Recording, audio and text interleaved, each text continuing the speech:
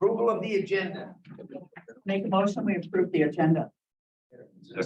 Second by Doug. All those in favor say aye. Aye. Opposed? Okay. Approval of the minutes from the October 5th. I'll make a motion. I'll second See where. There ain't no corrections or anything. All those in favor say aye. Aye. Opposed? Public comment. Johnson's the only one, okay. There's none in the other room, is there? No. Set up. I think it's I don't think jury's in there, isn't it? Right. Yeah, okay. No other supervisor here.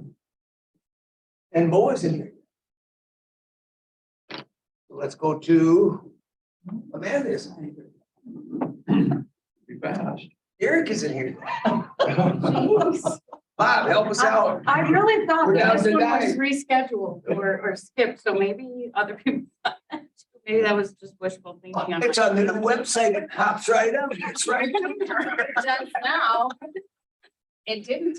I know it was The agenda. My phone is- this morning, but it was not there. Oh, wasn't it? Oh, God. Trying to navigate. Pretty good call. Oh, Bob. Yeah, I did reach out to Amanda. There is no new or any need, so you all passed that lobbying resolution last night. Yeah. Yeah, that's, Was she gonna give us a list though, or She not? was She was gonna not. hold back on that. I'm gonna wasn't she? hold back. I just talked to Yeah, her. So, Well, the other thing too, and I don't know if all of you are in on the emails that come from Wisconsin counties. There was a memo issued by Andy Phillips, basically saying what we've all been saying, that here are the issues with the law and this is why it needs to be addressed. the ambiguity about the liens, if there's a construction lien or mortgage. Oh, yeah. That's not clear, you know. Because by operational, well, we talked about it in closed session, so it just outlined those same issues. So it really is universal, and I think we're all on the same page with all the other counties. Okay. Well, we got rid of number 7. Good job.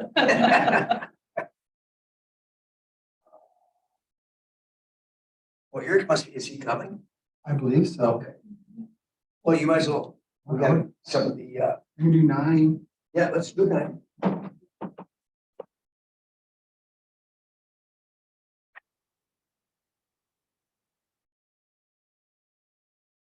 Step up, Neil. Hopefully you get it. Moving to McKinley's telling me. I was gonna say, It's dangerous in District 1. I thought maybe, This is dangerous. I thought maybe go out Wild animals over there. downstairs down there, you might hurt yourself moving offices, you get workman's Yeah, comp. it's moving here. It hasn't, we've been moving a lot. Recently. Let's see. Oh, I put this in the packet. There was the updated list. You had asked that last meeting. Yep.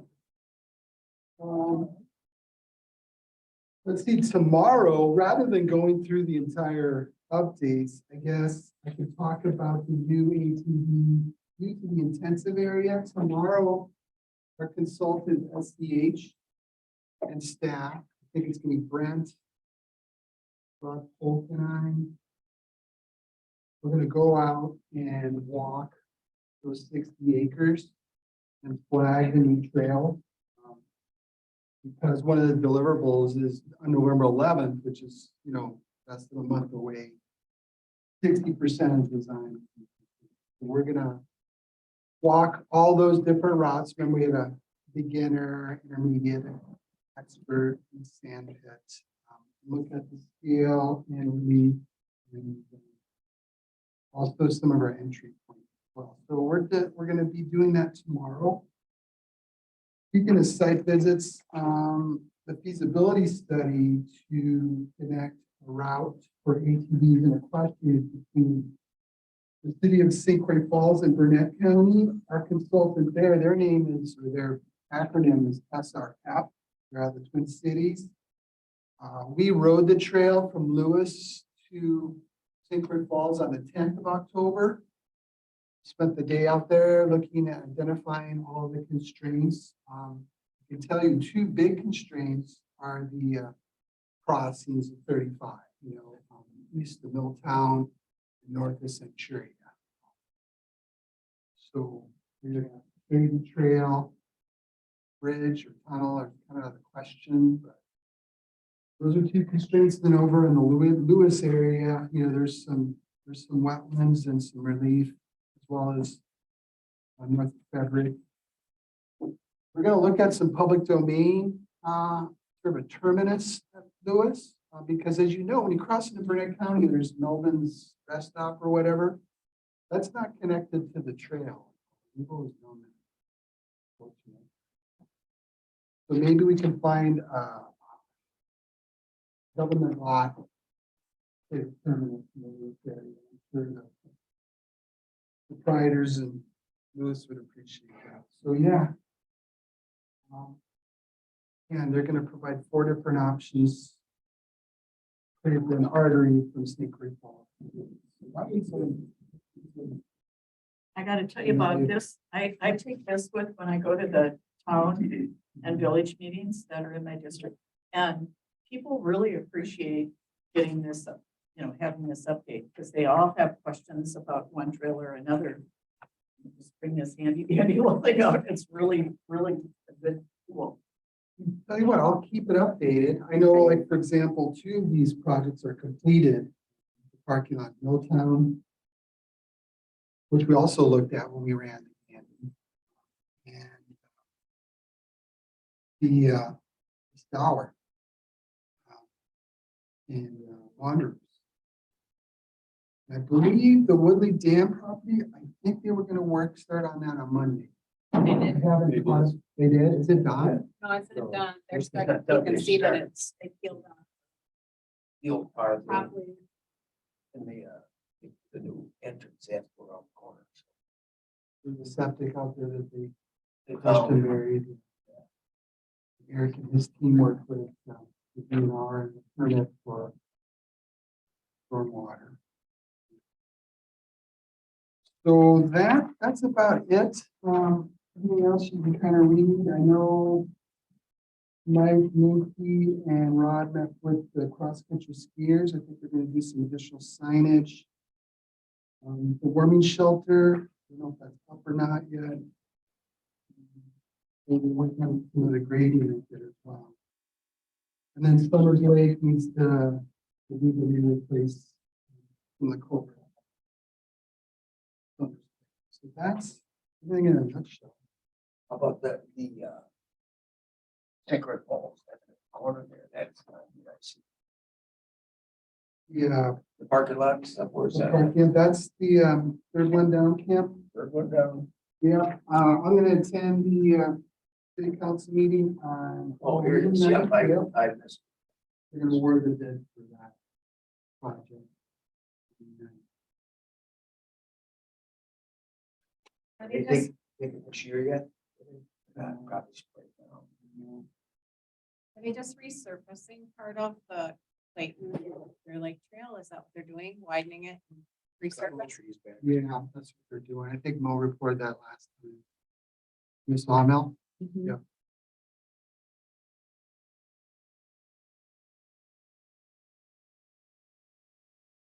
Okay, any other questions?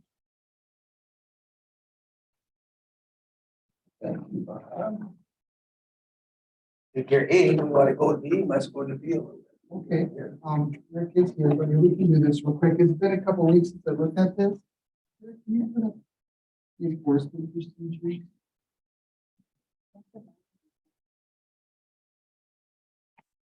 Well, Carl, I think. He knows. And first. We crossed the bridge.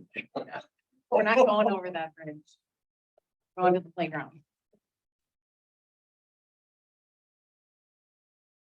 Go ahead. Well, we talked about this a little bit last time. Basically, because we're a little bit more active in our enforcement, compliance enforcement protocol. We thought it was important to develop an internal policy. Now, again, this is an internal policy. But I think it's important to share with you all because in the event you hear from a complaint, you can reflect or share our procedures and protocol when we address complaints.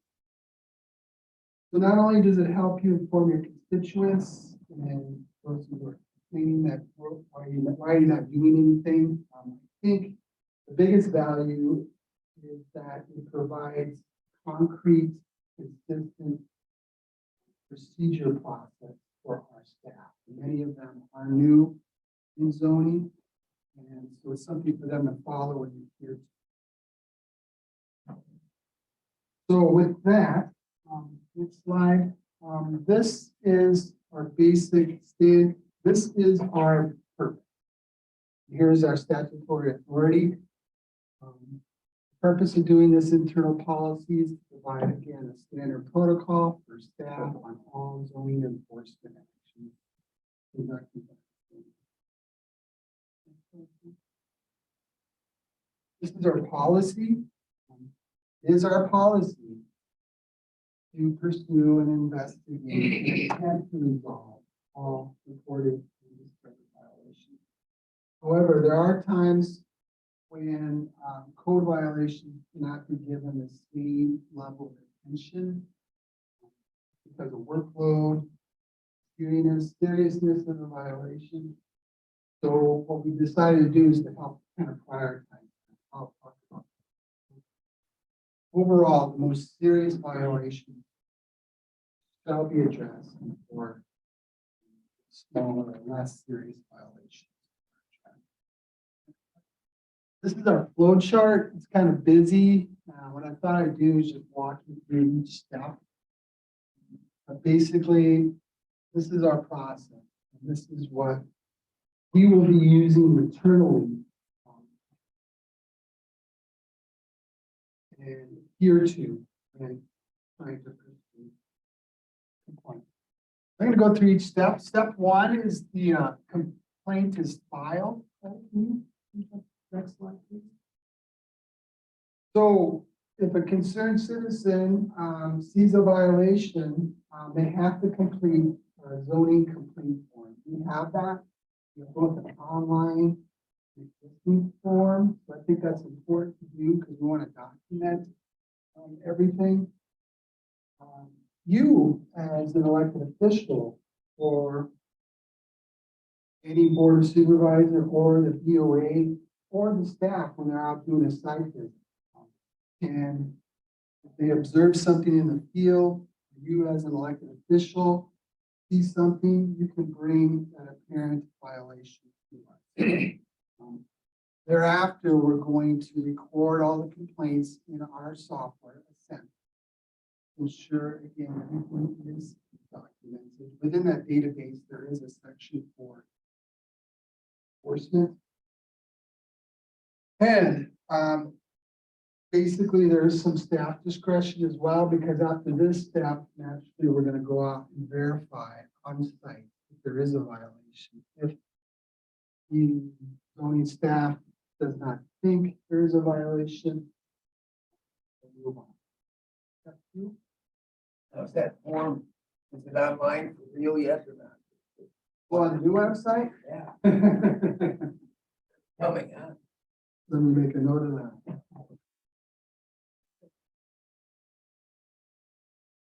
Is it anonymous?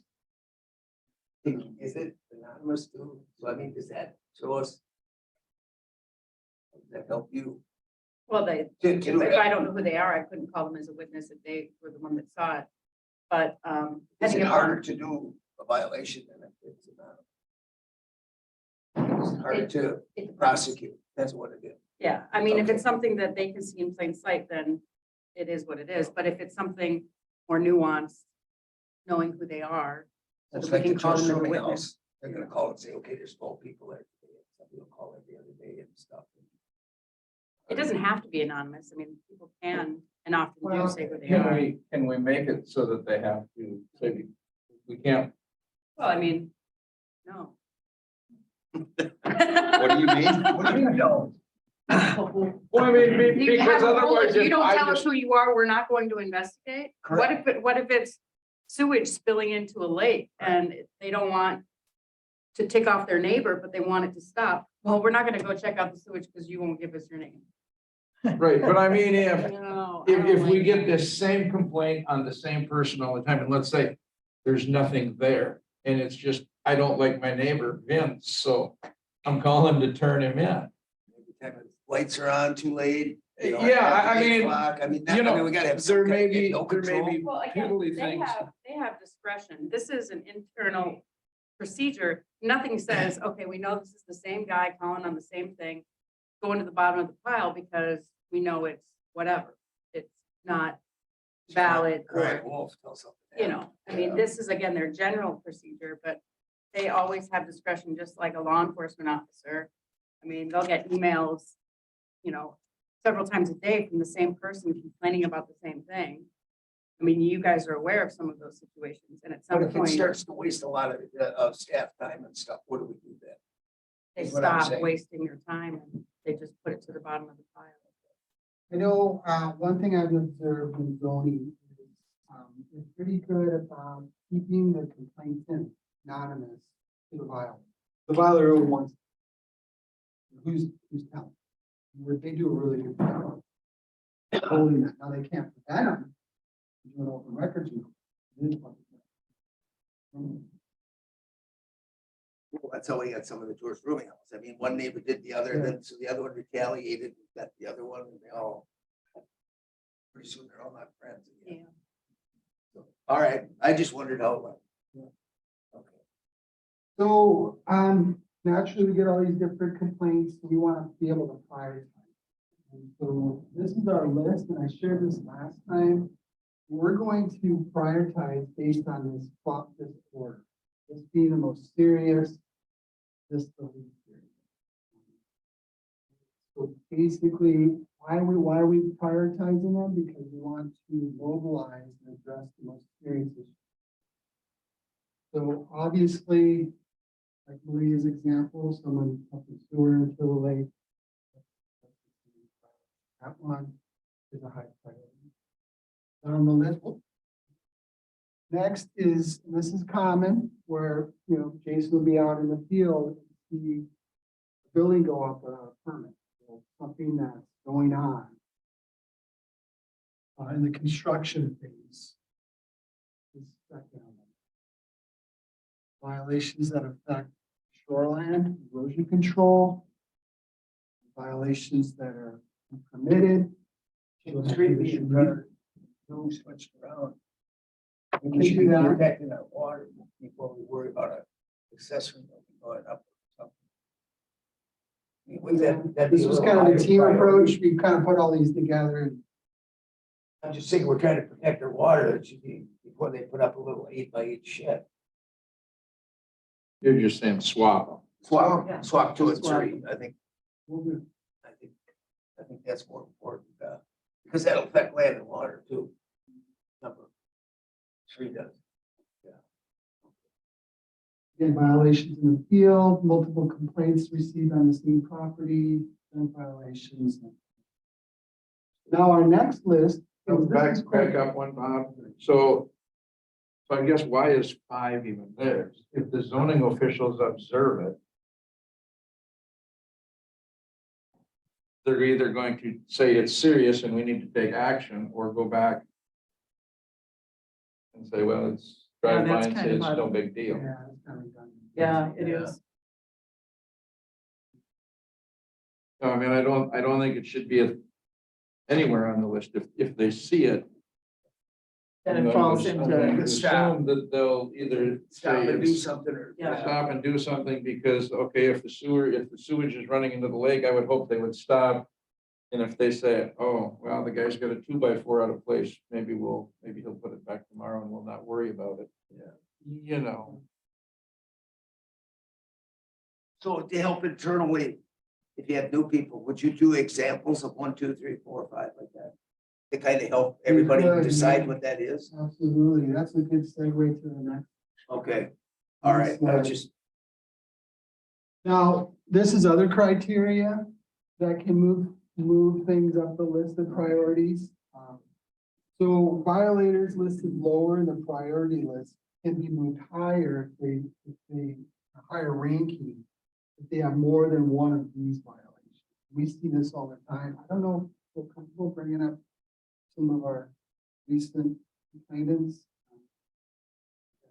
I can give you some examples, but I probably. For example, I mean, I can call out some people. You know it or what? I'll read them up. You gotta have, it's public record, have no fear. Well, I know there's a person up in Brad's district. That's hard to That believe. complains, That's hard to believe. complains on his neighbor They're untouchable. for Just happens to be number his brother. 6, so 5, be and careful. 4. Happens to be his brother, so just be careful. I think it's my newest constituent who just moved up from St. Croix Falls. Yeah. There's a guy outside of Avery, that does 1, 3, and 4. So these folks are, repeat offenders, frequent flyers, so they naturally move up. So just wanted to share that with you as well. Next step is step 3. So basically,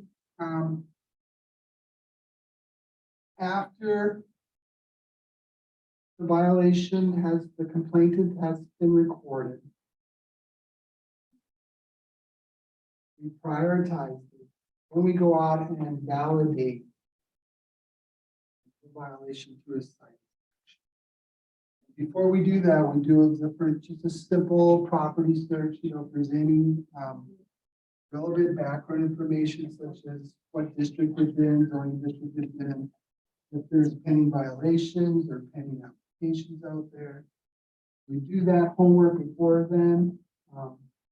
Thereafter, we can talk to the town official, do the site visit if there is a violation. We move on to step 4, if the violation is observed. Next step, please. Thereafter, we're going to personally call people or contact people and offer up options for compliance. We also will mail them a notice of violation. So in other words, we're going to try to communicate with the violator to provide some solution. And they're given 30 days for corrective action. After 30 days, go out again, verify this is the second site visit. Verify if the compliance is obtained, if so. Closure of the violation, if not, extend a second. You follow up that first notice with a letter too, to say Yes, we we talked to you in this date? Okay, good. So it's a personal contact and the second notice is certified mail. Sometimes we don't have addresses of people. Something we got to work on. We might have a phone number or email address, but when we do have an address, we'll send a certified mail. So this notice will include a warning. A citation will be issued if the violation still exists after additional period. Step 7. This is our third site visit. So after that 30 days is up, the second notice deadline, we do the site visit. Hopefully compliance has been obtained. If the property owner remains out of compliance after the third site visit, that's when we issue a site visit. So this is our process for that. Of course, Corporation Council will be required. So once they get a citation, that's when their fines start. So they still have 60 days before they get it. Yes. Pretty much. And actually, I'll bring up at the end here, there's an option for them, the violator, to put together an agreement. Sometimes there's some constraints, like if there's a serious violation, but it's winter time or they can't find a contractor to fix the work, we can work on an agreement, a written agreement. I'll extend that. Okay, please. Yeah, there's the abeyance.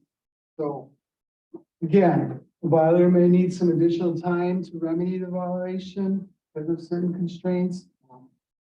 So basically, they can enter in a voluntary compliance agreement. And we have one. We have one that you created.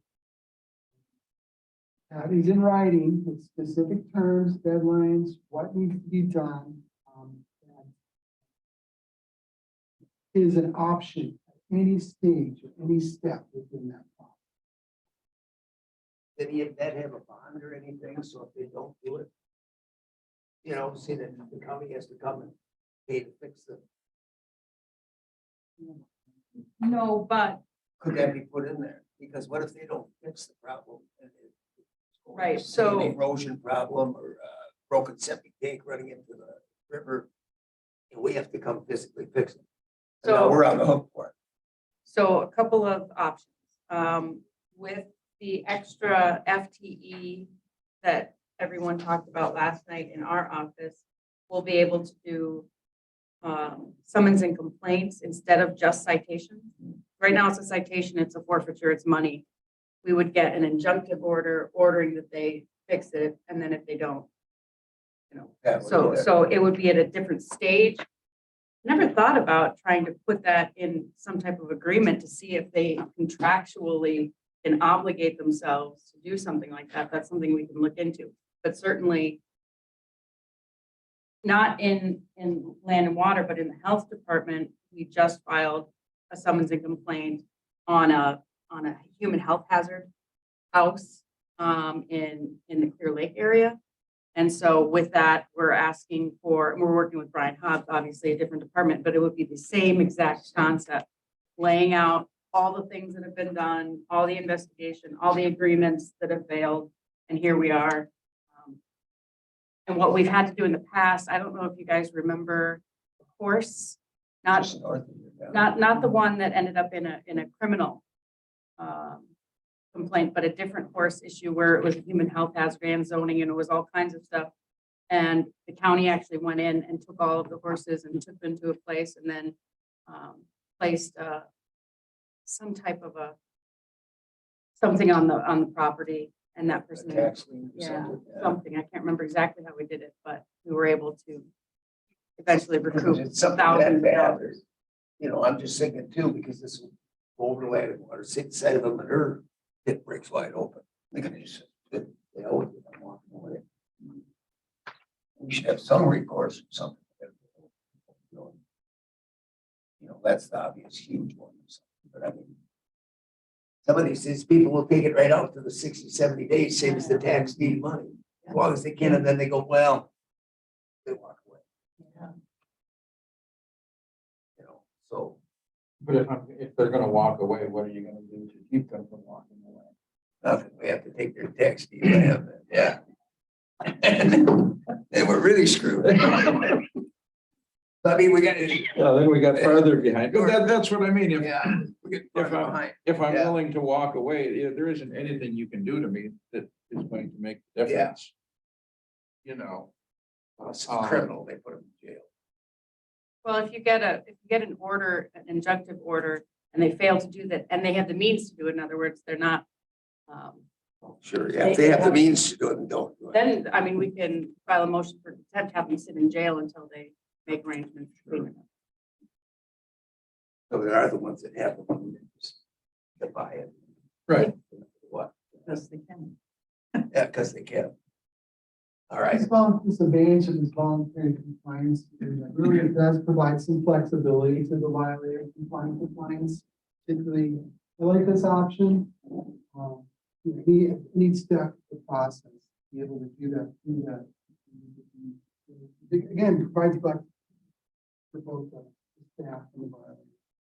And lastly, closure, once the violation is in compliance, you close the case, issue a notice of compliance to the property owner. Of course, there's always the administrative appeal process. Well, Bob, what do you do when you get that person that comes into compliance just barely?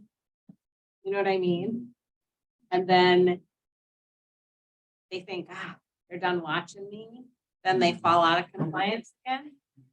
What happens then? Again, we're complaint driven, so it often occurs if the neighbor or someone notices that, they took down that retaining wall, or they did something to go back to being non-compliant. So again, it's kind of reduces the process. That's where you get your repeat Yeah, people, because they yeah. do enough to Mhm. make it so you're off their back, but then they fall back into that and they do the exact same thing. So it's just kind of like it's kind of a waste of your time.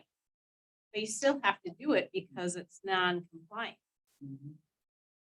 Again, I think we're being more proactive and providing education to folks, working with people, offering them solutions, but yeah, to answer your question, there is those repeat violators out there. But there's them will know who they are. Doesn't that, we actually watch them close. That's what they do all the I time. kind of want. Doesn't that go back to your other considerations where it's a frequent flyer type of person? And you don't give them another 60 days of visit, Yeah. 30 days, visit, 30 days. It's, hey, we've talked to you before about this.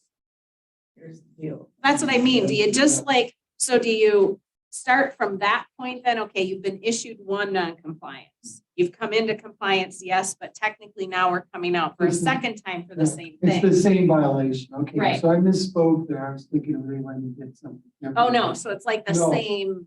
So then you go back to the, like Yeah. Vincent suggested with the criteria for established priorities, so we obviously move on.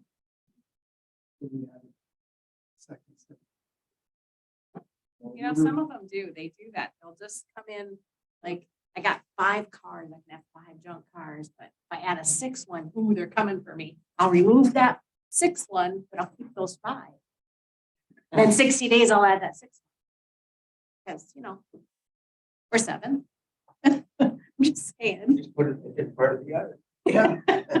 You've got too much time on your hands. No, no, no. Out to 7, that's scary. I feel like Bob, I'm gonna back up. It's your turn. We don't understand. You talk about site visit. And I know years ago, there was one site visit where Jason had to bring in an officer because he couldn't go on there, and the guy showed up with zoning. And they had a confrontation between Steve Geiger. I mean, how do you handle that kind of thing? Well, that's a good question. We actually have been out on 2 recent site visits on Eureka. Where, bless them, the sheriff's department provided us escort. It's a good partnership. In fact, this most recent one, which was 2 Mondays ago, violator was carrying. So Jason and I were out there. We have 2 deputy sheriffs, so it's a pretty good relationship with them. Also, they've given us invitation of any time we need any officer to call this. And then if there's a refusal to allow the site visit or inspection in some place that they can't get to and see in plain view, then we would get a special inspection warrant. Yeah. Sir, can you go back to the flow chart? I don't know what this is. Drawing.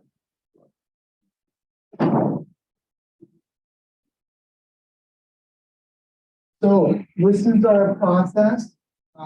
Basically, if we look at it, it's 3 notices, 3 site visits before the citation process starts. Proactive, again, we're trying to work with our violators. Some people just make mistakes, some people are uninformed, some people ask for Forgiveness, forgiveness. So this is our process. Again, going back to your question, if there are repeat violators, they automatically move up. But then are there chances less then? I mean, are you starting them from 1 again with the same violation and giving them those? Or are you starting, okay, this is your 2nd notice, Well, it's the same. but the same The situation? same situation. I think we'd have to look at that. Sorry, that's a good question. I'm That's just one of saying, the, The that's, 60 days would be up if it was Yeah, over that's- 60. yeah, exactly. I'd probably refer to It's the Jason same, and see what he wants. Now with this, just ask Vince, Probably a common thing. You think would about this it. process work in land and water also?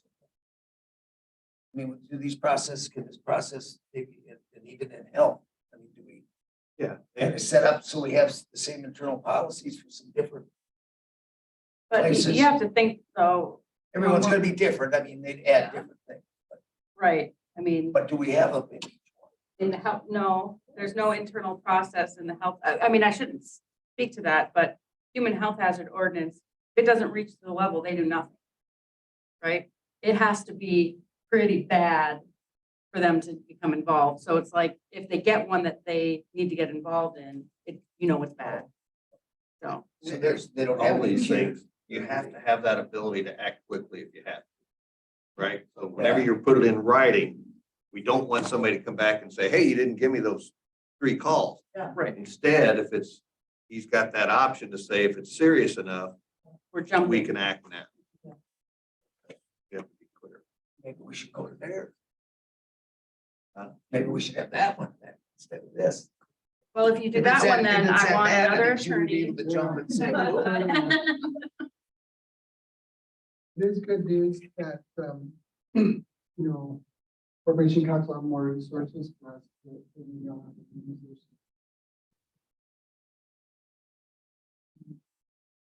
That's our process. Looking for an endorsement. We have a couple minor changes, but, I don't think you need to vote, but just kind of. you guys support this? Yeah, well, at least we have one. I mean, that's the biggest thing, that you can pull it up and say, here's how we treat everybody. Right. Again, you know, it's really So about, it is if you're not picking and choosing. Just look into the repeat same offense situation. Is, Did I fix it the first time? No. Tracy knows. I just want to know if I fixed it the first time. If zoning writes it off and says, okay, it's fixed, whatever the problem is, it's fixed. And now 2 months later, Tracy calls in and turns me in again for not having playground equipment, I suppose. Yeah. Yeah, yeah, I mean, there's no choice but to start over, because once the county says I fixed it. Yeah. It Yeah, was, that it's goes off the to- books, it's completely off the books, it's done. Yeah. It's been fixed. I don't know if I like that. It depends. Well, but I mean, I think then you go back and say you can get moved to the top of the list because of the other things on that other form, Yeah. that you can get moved up the list, but if I fixed it and zoning has said, okay, it's fixed and it's okay. If you have this, if it's the same violation. If you fixed it and then you repeat the same violation, it shows a level of intent. Like, I know better, but I'm gonna do it anyway. Sure. If it's a completely unrelated violation, you know, then Yeah. Right, starting but back and that's over. where you have to use the other chart to say, we can Yeah. come after you But remember, faster. this is just a guideline. This is Right, basically saying, this is generally what we do. Yeah. You know, and if there's a lot of, if it's a concern because we're worried about groundwater, we're worried about infringement on other folks' rights, all of those kind of things, they're gonna ramp it up and maybe move to something fast. Yeah. But if somebody has a violation and then repeats the same violation within a couple of months, I mean, it shows a level of intent. Exactly. That's what I mean. So this is the It's not that minimum, big. minimum required. General guideline. General guide. Right, so, because again, they have discretion, just like law enforcement. They might say, I'm not gonna give everybody that's going 65 and a 55 a speeding ticket, but you might be the one today. Right? I just know it. Good. I think we're good. Are we? Yeah, I'm good. I think it's good. 5 to 7 cars is good down there. 12 to 18. All right, They'll do it anyway. I told you. Thanks. Let's jump to. What was your, yours is short and sweet. Here. Morning, everyone. Good. I apologize. I looked at the hub this morning and 19th wasn't highlighted, so I removed it from my calendar. I tried to do the same thing. Don't you love that new website? I can delete, last I heard, text me and said, are you coming? Quick update on parks, DD Kennedy, we got the first layer of the rubber underneath the playground equipment. The final coat. Ready for that field trip, aren't you? The final coat will go in, next spring when the temperatures are warmer. It's not gonna warm up next spring. 70 on Saturday. Yeah. And we're still putting black dirt around it to clear up that. We did install 5 CCTV cameras down there for surveillance, so we got surveillance on the playground equipment, the parking lot, coming in on the bathrooms, down there, recording on a 30-day cycle right now. Does that go in here to, No, it is not currently. it's just recording, so if there's an issue, you can go back and review it, it's not being monitored. Correct. We don't have internet into the park yet. That's the next phase, if we want it on our phones and we can dispatch. So that's moving along very well. The sawmill, that project is moving along with the tree cutting. As we speak, the Woodley Dam parking lot is being constructed currently right now. We did, decommission the 2 septic systems that were found there, buried and backfilled those in there, hauling gravel today and taking care of that right now. So the new driveway was installed yesterday. The Gandy Dancer, the bridge over 270th Avenue there, right across from County B, as we realized that was struck by a truck. This spring, it damaged the first I-beam on the west side. It's been taking a long time with DNR to get what's the status of that bridge. Their bridge engineer has basically shut down the west side of that bridge. And we can only use the east half, but no groomer traffic can go over it at this time. We're working with DNR and the Snowmobile Council on options on how to get around that. If there are other options for that bridge, but DNR is working with the truck that hit the bridge, insurance company on claims. So it won't be repaired probably till next summer, I think, earliest. So that's taken a while. Otherwise, horse traffic on the tower has been fine. We haven't had a lot of any calls on that. So that's been going well. And right now we're just getting everything winterized and starting to look at taking the water at the parks offline and winterizing those. Still haven't gotten any bids on replacing the bathrooms at DD Kennedy.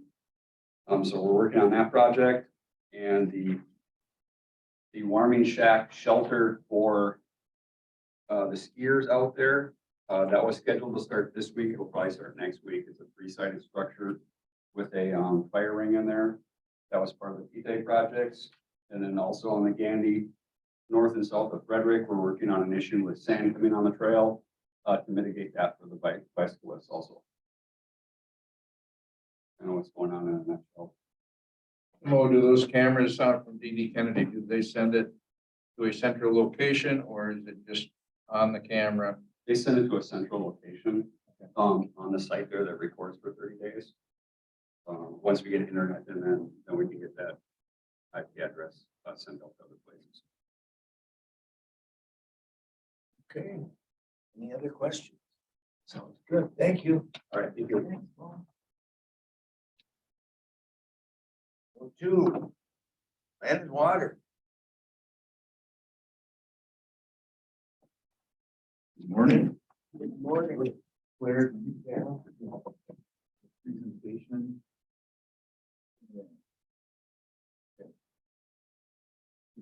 Thank you. Thanks for having me again today.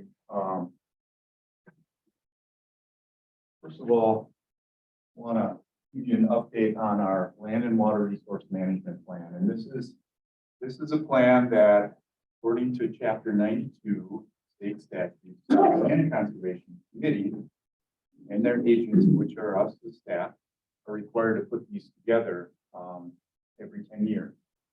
And what I'm going to do today is just give a brief overview of the contents of that plan. Some of you have been a part of this process and maybe have reviewed the plan in the past, but On top of that, I want to give progress updates too, because we're going to be doing a 5-year review here, well, probably after 4 years. We opted to go a little bit early, and it's likely that we'll give back our review in the end of 2023. So, with that, the plan consists of just characteristics of our county. Surface area, 612,000 acres.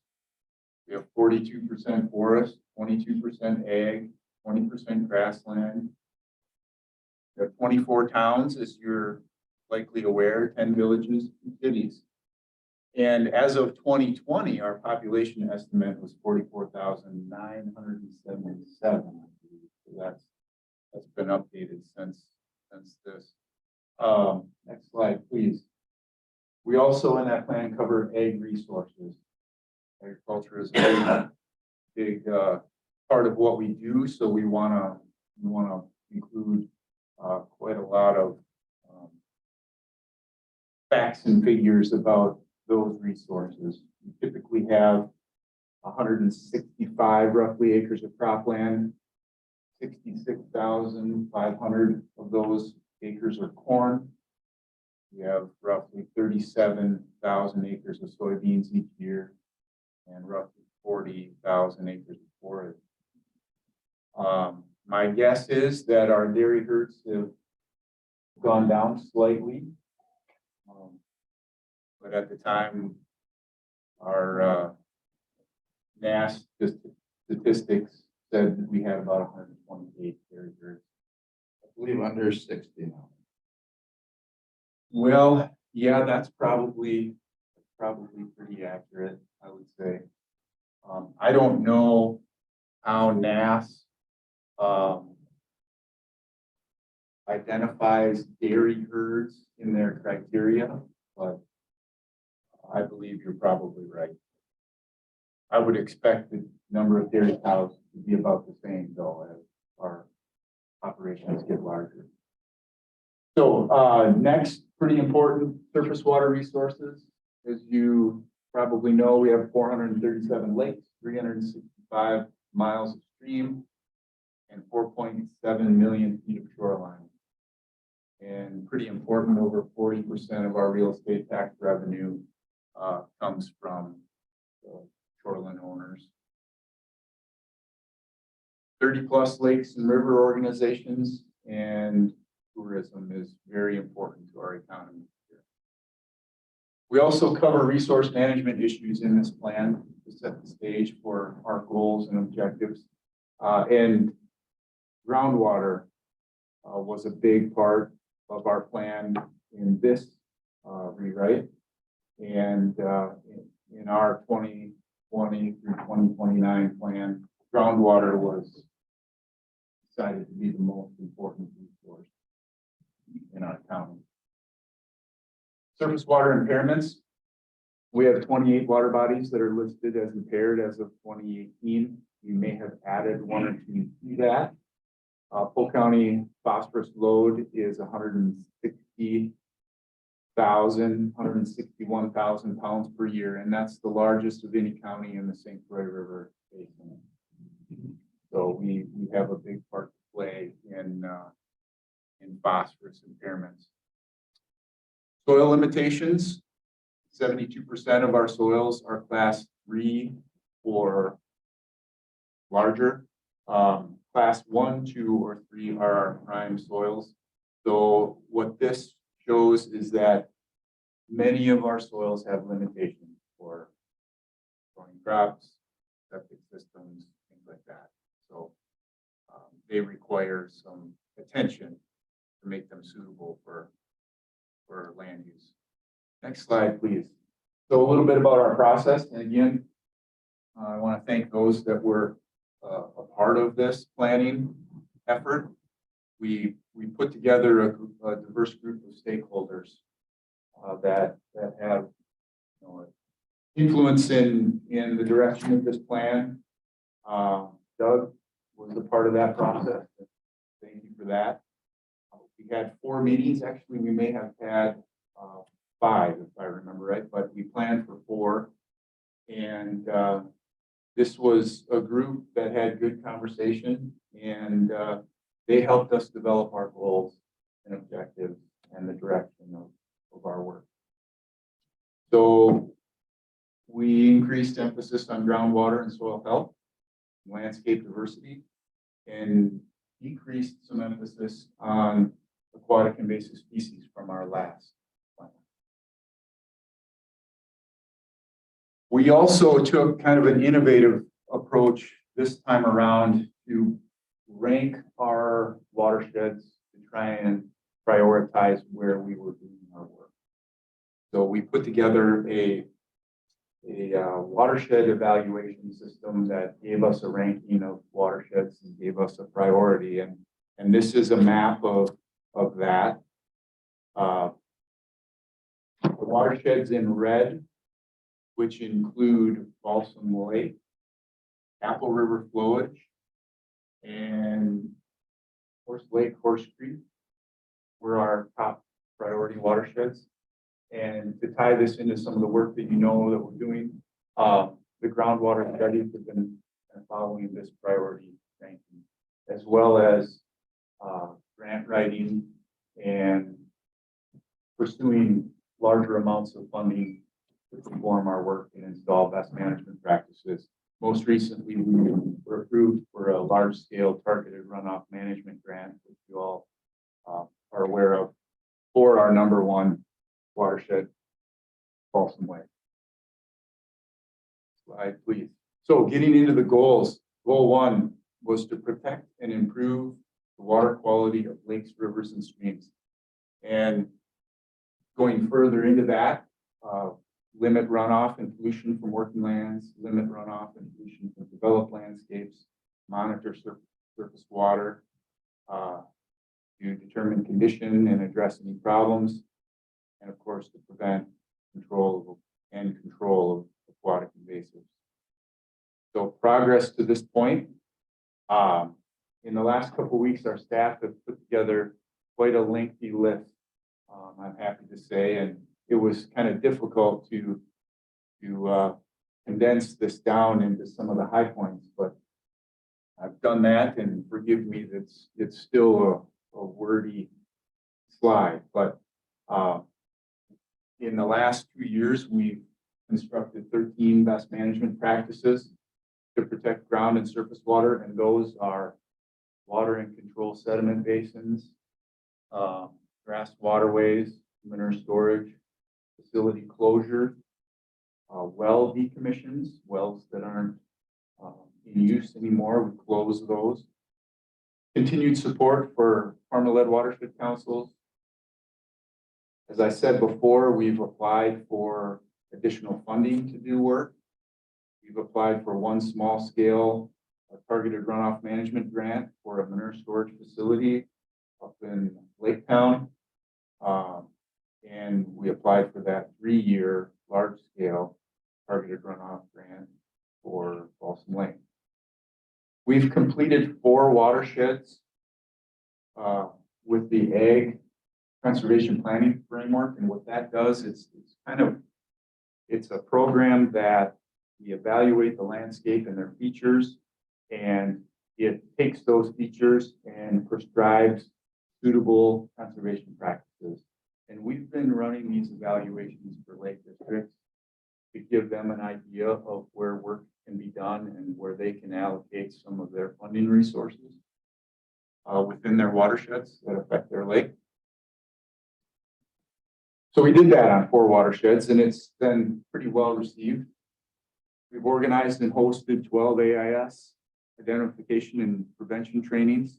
We do summer beach sampling in partnership with the Public Health Department.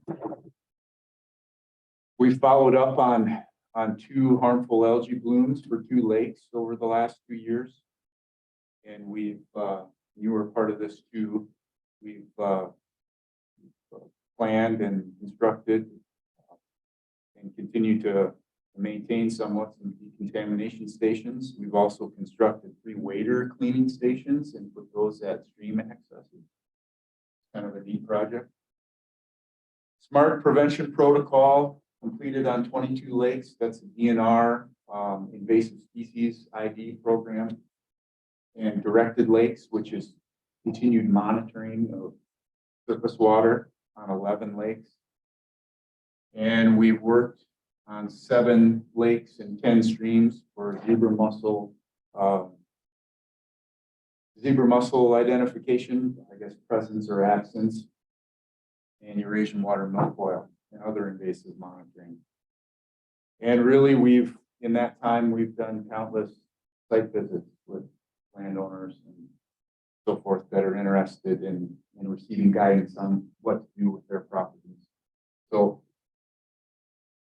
it may seem like a long list, but it's much longer than that. I tried to condense it. Moving on, goal 2. This one's a little more pointed, and goal 2 is to protect and improve groundwater quality and quantity. We really wanted to obtain updated data for our groundwater. And we wanted to evaluate further the susceptibility of our landscape to groundwater impairment.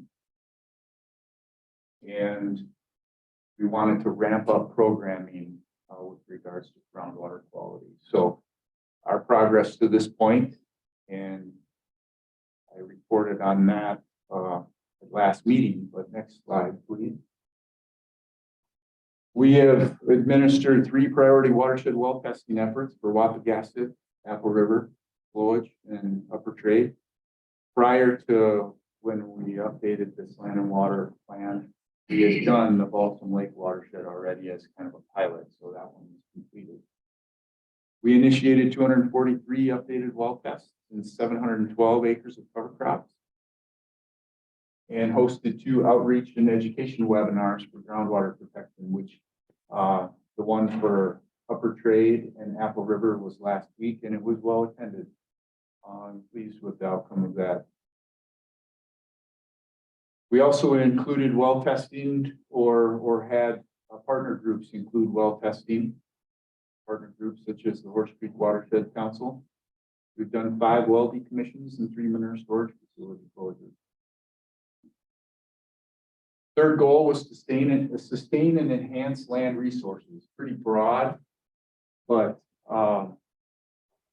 drilling into that a little bit, it means preserving working lands to improve soil health and productivity, prevent and control and eradicate terrestrial invasive species, protect and restore native aquatic and terrestrial habitat, and preserve and protect existing landscape diversity. And what we've done regards to that goal so far is we continue to be an active participant in the St. Croix Red Cedar Cooperative Weed Management Area. That's a cooperative of 5 counties that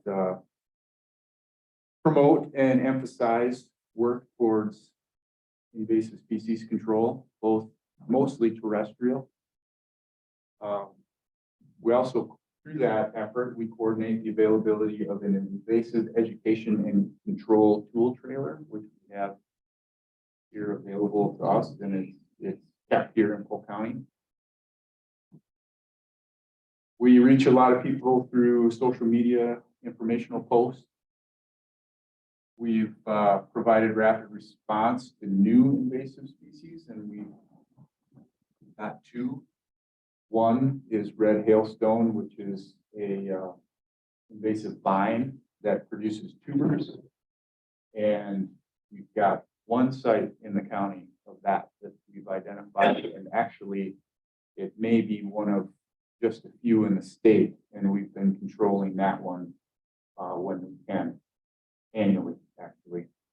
And Phragmites, tall invasive grass that has taken over the east of Wisconsin and into Michigan, and that one we don't want that one to establish itself.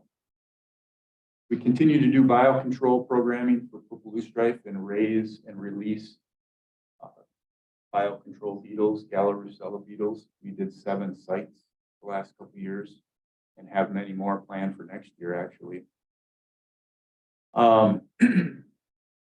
Again, well testing is a part of this, well decommissions. And on top of this, and I know Daryl's a huge part of this to make this happen.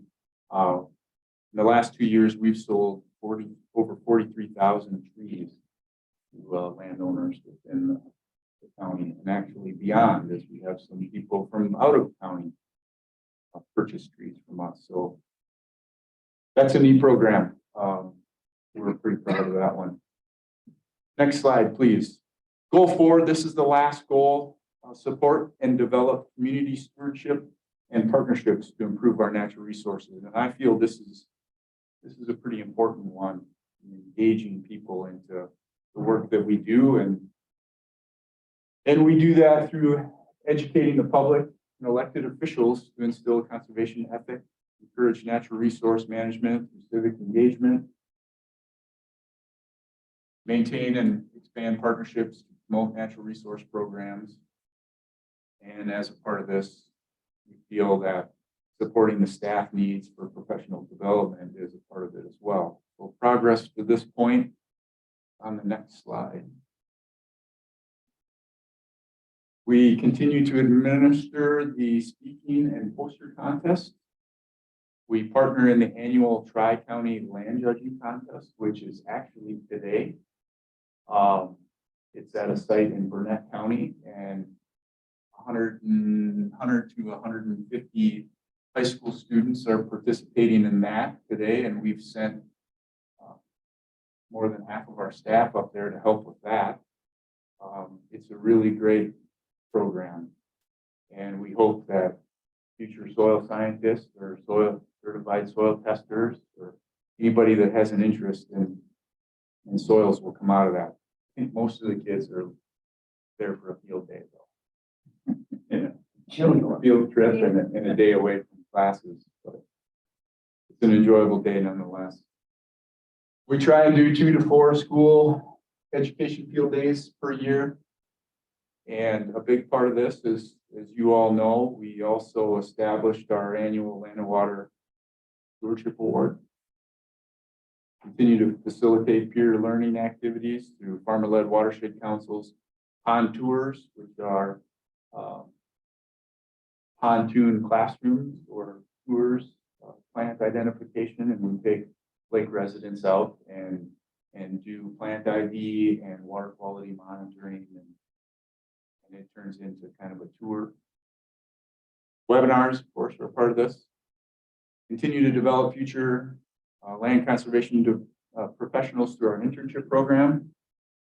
Been lucky enough to be approved for 2 interns, which we value very much. And they carry out a 12-week internship in the summer and accomplish a lot of work for us. Add quite a bit of capacity. Continue to have a presence at the county fair. Develop the Polk County Shoreland Property Owner Handbook. And that's been broadly distributed. And we try and do 5 to 8 programming presentations to partners and committees, stakeholders, and others each year.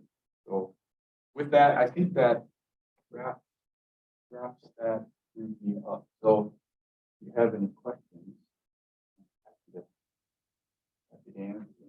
I tried to condense that down as small as I could, but You guys get a lot done every year. Thank you. we sure try. Well, credit to our very dedicated and motivated staff. We have a really great team that enjoy what they do, and they're constantly out there working on things. So,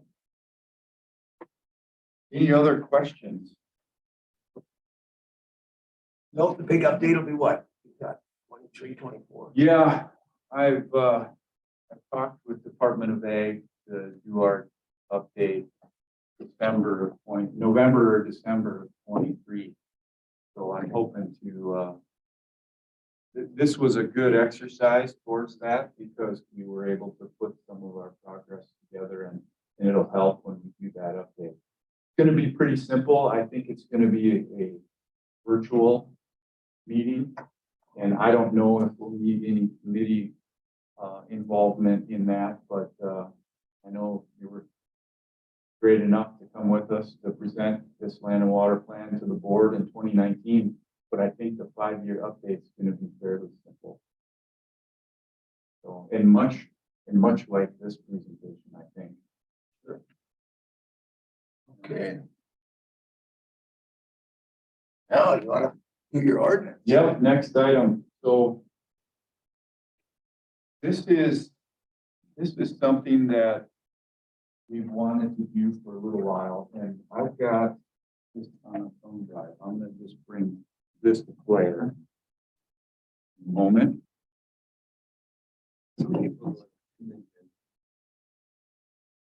There, it's gonna be that Word document, right? When people go to Google, we'll just scroll through this page. Red text will identify where we change.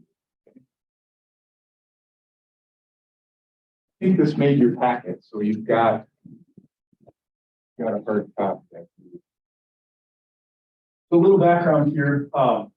We administer the stormwater erosion control ordinance, and we have found DNR has more of a presence now than they did at the time this ordinance was created and adopted.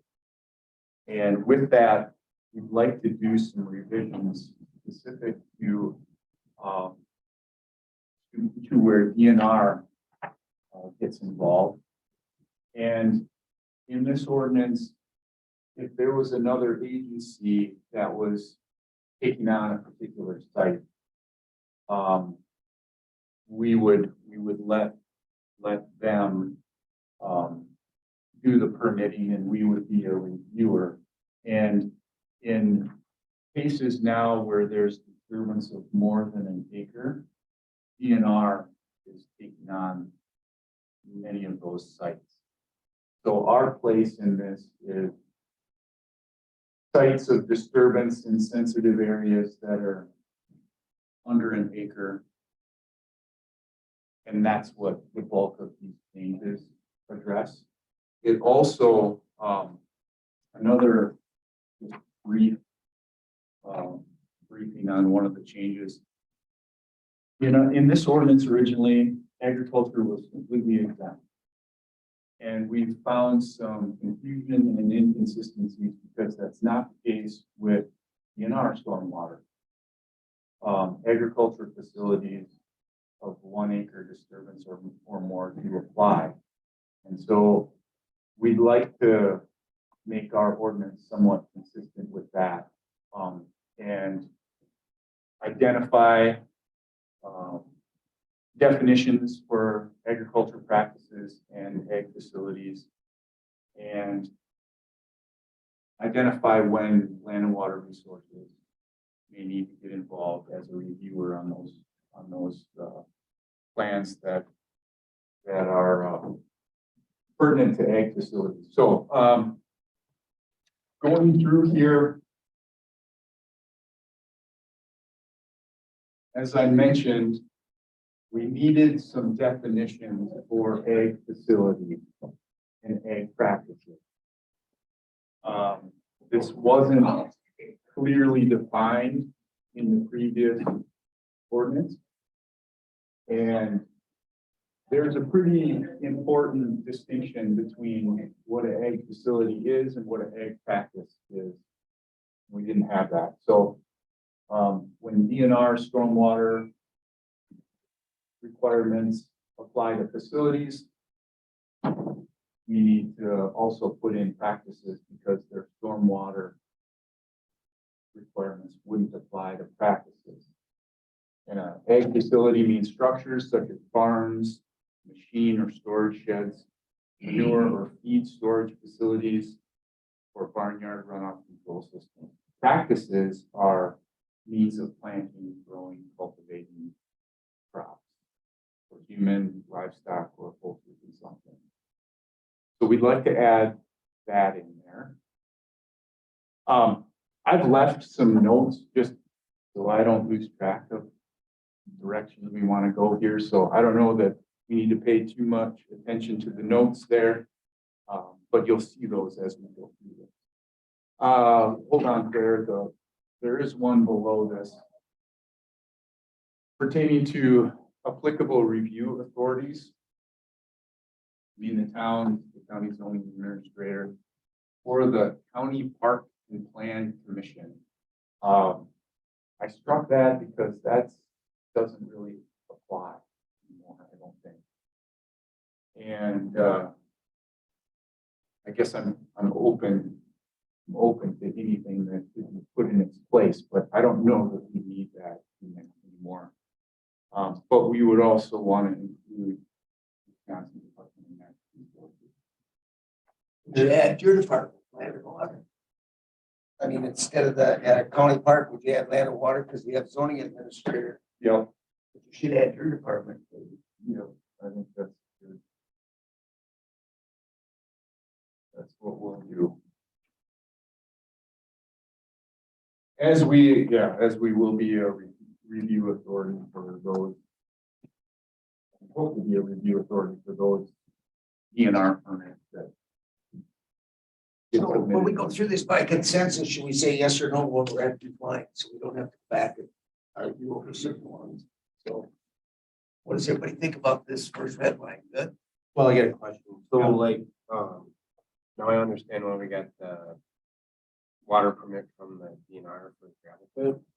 Mhm. Does any of that need to be in this as well? If you have, you know, if it's over an acre, that's not really that big in the grand scheme of things. So, Yeah. you know, like if you have a dam pit on your farm, again, I'm not trying to be more restrictive. I'm just Nope. trying to make sure we cover everything. And then under practices, should you add spraying to that? I think to start out with spraying, it's anything that creates a land disturbance. So spraying, I don't think would need to be on there because we're not creating a soil disturbance with that. That leads to the potential for runoff. Could kill everything. Right. I guess if you're putting harvesting on there, hypothetically, you should, you know, if you're on my corn, you're not, I'm just not trying to be technical. That's okay. Let's do that because you're right. If you are burning off those crops, there potentially is soil exposure there. So I can definitely put that in there. It doesn't hurt to be more detailed. Okay. Now, as far as sand pits go, I believe that those are covered under the reclamation plans. And I don't believe they would need to be included in here, and they, if memory serves correct. Over an acre, right? That's what you said, DNR takes over. An acre.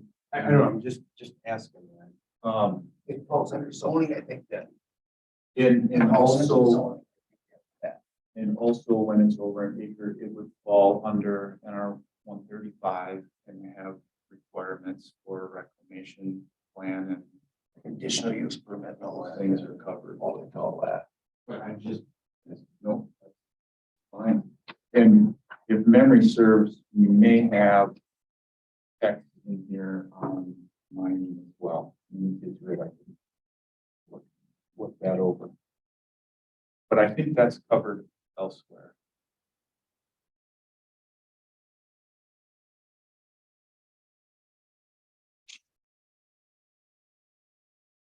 Mr. Chair, did you want to continue to ask for consensus on those, or do we want to do it I as think, one yeah. big package?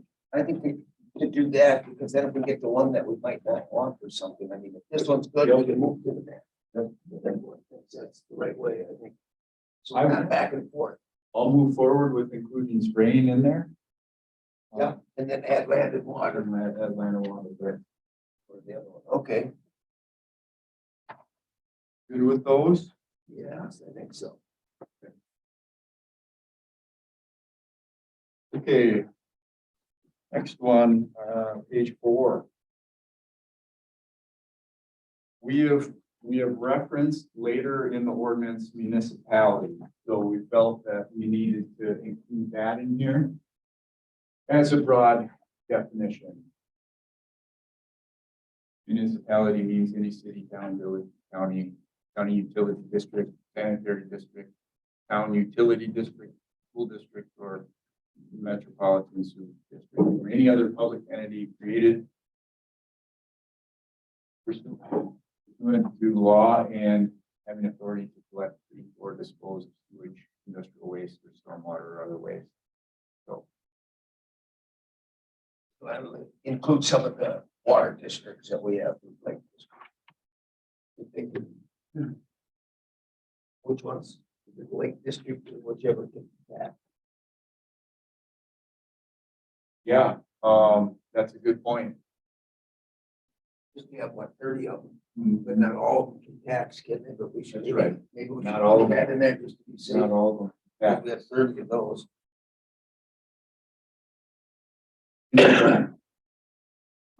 It would be protection and rehabilitation district. Yeah. Lake protection.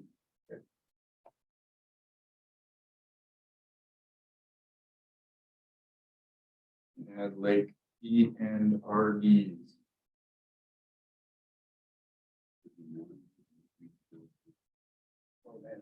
Management of Lake the is managed. management can make tax, yeah. Yeah. Okay. So there are some nuances in their name differences. Yeah, there is Brown Lake is rehabilitation, and Bolton Lake is management. Maybe what we'll do is just broadly add it as Lake District. No, sure, yeah.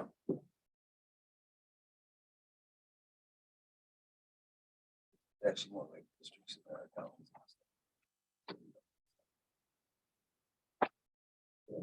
Okay with that one? So, Okay. Next one is on page 7. This one's pretty simple. So we maybe should change titles to something that's more applicable in our new model here at the county. Previously, we had a land and water resources director, and Tim Ritton was here. Now we have an environmental services director and a county conservation. So, what's your pleasure there? Be the supervisor of the department. Why not? Why not both? Yeah, Division director or designee. That way it opens it up. EDS director or designee. Fair enough. Yep.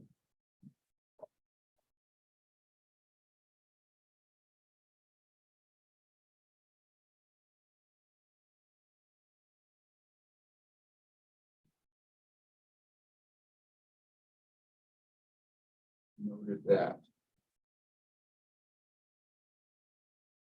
Okay. Okay, to move on.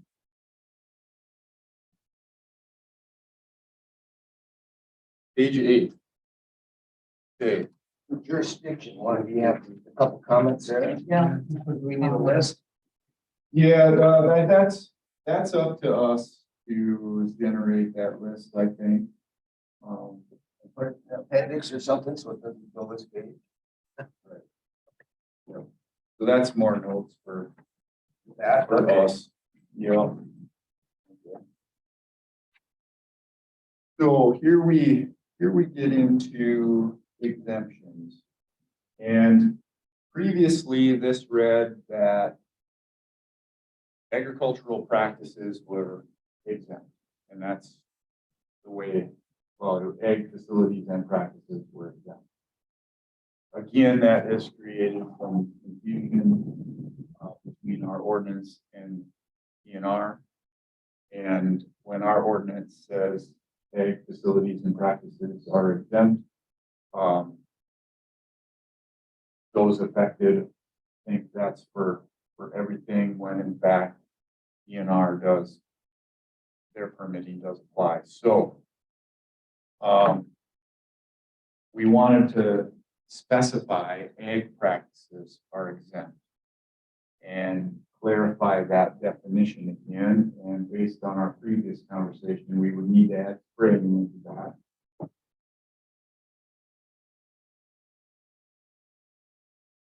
We'll do that, but ag practices associated with planting, growing, spraying, cultivating, or harvesting crops for use or consumption by human, livestock, or poultry, including sod farms, tree nurseries, are not regulated by this ordinance.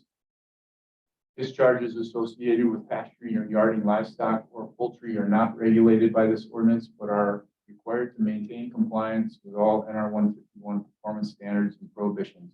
So, separate from this ordinance, all ag operations are required to meet the NR 151 performance standards and prohibitions, which are no overflow of manure storage facilities, maintain adequate vegetative cover where animals are accessing waters of the state and so forth.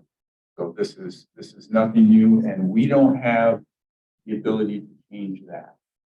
They just apply, and that's in our rules and regulations.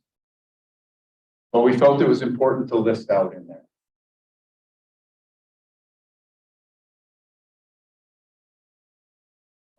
Moving down to D. Routine maintenance performed by municipalities for project sites that involve under 5 acres of land disturbance that is performed to maintain the original line and grade, hydraulic capacity, or original purpose of the facility, not regulated under this ordinance. So we have gotten questions over the years about roadway shouldering, routine maintenance of roads, whatever it is. And there's been kind of a gray area with applicability to this ordinance. So we hope that this will cover most of those instances and exempt them from this ordinance. So I'm open to ideas there, but I think this. How does this make you going? How does this look at that? I thought we had at one point long linear disturbance. Most of the time it's shouldering, and you gotta do a lot of shouldering above 5 acres. It's going through the swamps and wetlands, I think, right, Right. 65 where the dips are. Some of that, because you gotta go 200 feet for half a mile, all of a sudden you got 5 acres pretty quick. Right. Well, and I just think of, as townships maybe like grade out ditches and clean things up, when they're redoing a road. I mean, 5 acres doesn't, encompass the whole road. Because that's technically disturbed. I mean, it's all interpretation.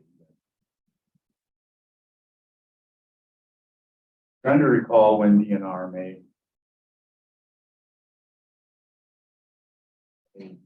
come into this sort of.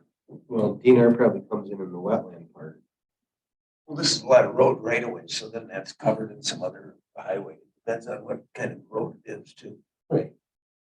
Because your county state road would be exempt, like Highway 8 out here, from 65 to 150, it would swamp the whole way. A lot of that's exempt because it's in there right away. Even though it's out there 75 feet or whatever, that they can. It's for public protection and health and stuff, that the road is fixed and stuff, so I think the roads are exempt of a lot of this stuff. That's kind of what this is saying. Yeah, and we actually might be covered elsewhere here too. Land development, land disturbing activities exempted by state or federal law, including highway construction or other projects Exempts it, yeah. conducted by state agencies. I'm trying to think. They'll exempt themselves. I'm trying to think of other examples that might be more applicable to this one. They're like redid their sewer plant. So if they disturb less than 5 acres, they're covered here. Over 5 acres, then that's what they're for. But if they're in the city limits, it doesn't matter. Or Yeah, next to the this- city, they're in city limits, so it doesn't matter. This wouldn't apply to that, but it's a similar example. The town of Clayton is building a new shed. And it didn't disturb more than 5 acres. I think an important note too is maintenance of an existing infrastructure. too. So, I mean, in your sewage plant case, that's a community development disturbance. This is routine maintenance, of something that already exists. And again, I think the shouldering of the road or a culvert repair or something like that are the most applicable. Can we just put it in there? It's too long. What about if we're repaving a road? I mean, then it's the whole road, 5 acres disappears in a hurry when I'm paving a road, right? You know. But I think that's where they're exempt on the highway stuff, the road. Oh, yeah, I mean, It's it's, exempt. yeah, So basically, when you get into the shoulder work or something, or a big hill and you have to go way out, you know, to knock a hill down. So I think it's more getting into that. I would agree to that. You know, Yeah. we have a hump in the road, you know, and you gotta take it down 8 or 10 feet, but then you end about 300-400 feet both ways. Then it's, it's you for know, when you get outside of the right of way. I Yeah. mean, because inside that 66 feet is covered. It's Yeah, not covered. mine as the town, but it's, you know, it's mine as the town. Yeah. And so I'm covered. So all it's doing is worrying about something outside of outside of the that. 66. Yeah. Yeah, the normal right of way. And then you're gonna have to have easements and everything else from the Yeah, landowner. it takes so much other stuff that you covered. Yeah. So. I think more importantly, YSC in there, can we remove it? How come O'Connell gets a free pass? I got Yeah, the right this- license, don't This I? this thing is completely open. Oh, so- no, yeah. That's what we've always said, oh, that's why O'Connell does it. That's how you get away with stuff now. See that one? Page 9. I don't think we got it. Well, I've never seen him move on so fast. We gotta get to the mines.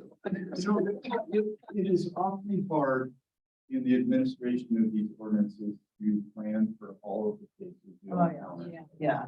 And in this case, we felt it was important to add something pertaining to routine maintenance of work performed by any of the municipalities, because you know, we've seen that before and gotten questions on it, and we feel like it could come down to staff determinations of this is routine maintenance, it's exempt, doesn't need it. Especially on culverts, you get a lot of culverts, if they're fixing a culvert. You know, Why did they get the big?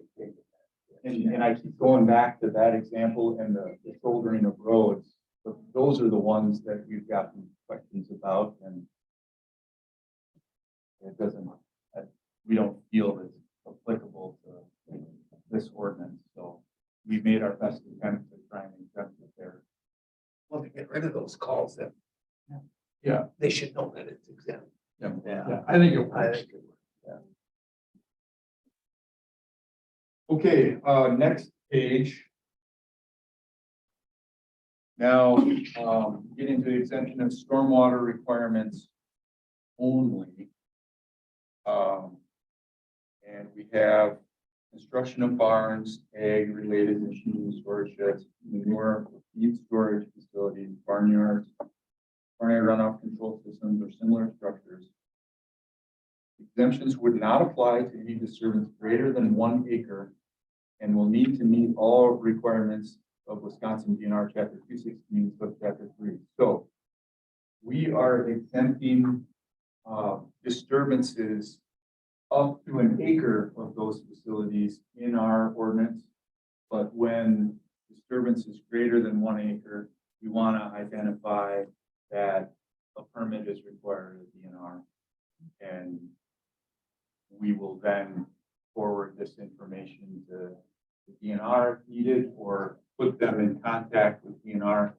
And then we'll ask for documentation of that permit for our records and review. So our only involvement is going to be reviewing those permit documents, and it's completely for our information sort of approach.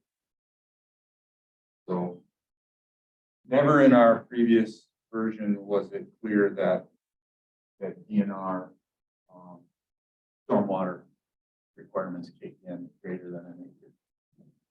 And we tried to clear that up.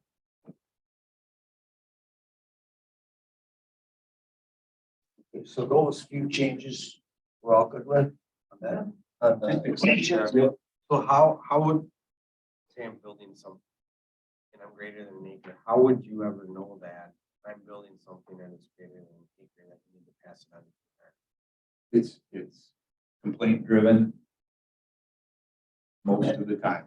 So, Or, If you get a permit, you have to draw it. or you call in for guidance and we say, okay, about how much are you gonna disturb? Yep, all right, if you keep it under an acre, it's exempt from our ordinance, but DNR has stormwater requirements for those facilities when you disturb over an acre. So keep it under an acre, or if you have to go over, we need to put you in contact with DNR stormwater folks in that permit process. That's, and full disclosure, yeah, there's, like, everybody misses. What happens? If they put a building up, you have to have a building. right, so I guess that's where my question goes. So do you guys ever see, like when zoning or whoever gets that building permit, do you guys ever get any of those, or do any of those ever get kicked over to you to review? Sure, shoreline did. Yeah, there's If you need a land use permit, they kick Steve some of it, doesn't it? some subdivisions, but most of the time, we're not seeing a lot of those that would be applicable to this. If it's obvious and zoning folks know about it, they'll share it with us, but we don't get a lot of those. I was just curious, I mean, because if we're making some standards, if you have them, I don't know, what good are they to have? I completely agree. So if the town of Clayton, okay, this is gonna come up. So if the town of Clayton builds a shed, cold storage building. Mhm. We get our permits from the zoning office. Are they gonna flag us then if we're over an acre? Disturbance. Yeah. Should. That we need something further so that we're not gonna get nabbed for not having it? I mean, I guess that's my, Technically, if it's over an acre, DNR would come into play there. Too. You know, What happened, You're not gonna disturb more than an acre, but in that case, if you did, yeah, that's what I'm thinking. I'm like, And an if acre is it's- 43,500. That's a pretty big. That's a deal. big so what if we put up a 60 by 100 shed? Okay. But I was using that as an Make it example. easy, just leave it on. It's pretty small, 200 by 200. Without a permit. I mean, I'm just saying, because I don't want to be on the wrong side of, you know what I mean? We're gonna do the permit process and we're gonna, follow everything that way, but if it was something else, like, Now, I will say, if you decide to site that shed within a shoreline zone, okay, but if it were to happen, then it's now down to roughly 21,000 square feet of disturbance, anything under a half acre. With it would be our. Let me back up, anything over a half acre to an acre, we need a permit here. I'm just, now's the time to ask because, stranger things have happened. So like, I want to be in that. I want to ask for forgiveness. Right. I want permission. Right. So, Well, we encourage anybody who has questions on this to give us a call too, if they want to know whether or not our ordinance. The Woodley Dam is an example too. So the county built, or is building the parking lot. So came into zoning, got the filling grading permit. Oh, you notice it's over an acre. Hence, an Eric's team helped Parks Department because of the stormwater. Then Part of it's isn't- in the half acre part, is worth it. It was in the shoreline zone. yeah, I was gonna say, they're in that, water thing too. So that's probably another. Are we okay on 9? But I think you are right. It was over an acre, so it needed a, Well, you may think an acre is not, when you look at it. you know,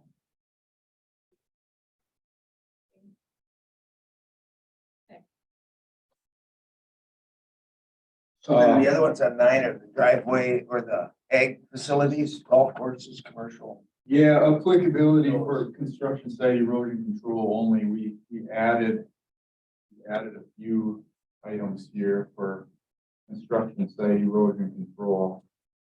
Ag Facilities, golf courses, commercial manufacturing, retail, industrial development that meets any of the following, and here's where we've encountered many long driveways. It's always been a gray area with those in adding up to that half acre. And we wanted to clarify that as well, to see if adding driveways specifically on there or disturbance for road ditches, things like that. Feel like there should be some sort of accountability with construction site erosion control measures, silt fence, seed mulch, things like that, so. And that's for private, most of it, isn't it? Yep. Yep, a lot of it. Because if it's a road, it's, yeah. So the private driveway. Private driveways, yes. Specific to Just driveways. assume it says driveway, private, okay. All right. We're under applicability on page 9. Yeah. One thing that we suggest omitting in stormwater management B is the land development activity. We'd like to strike regardless of size. That WRD determines is likely to cause an adverse impact to the environment, environmentally sensitive area or other property.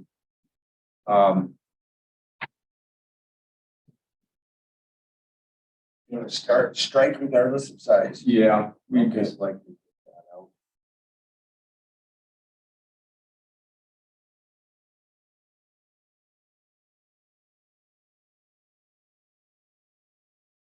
That could go into, any slopes or something, then you might say, even though it's 100 feet, it could be a 20% slope if you want something done, even though it's less than a square foot, something like that, for an example. Well, So any, if, you know, that it would be an adverse effect. as an example, we, as our near shore properties get more developed. And there are more land disturbing activities on smaller lots. We're getting a fair amount of, my neighbor is remodeling or constructing, and they're diverting water onto my property, and it's impacting me.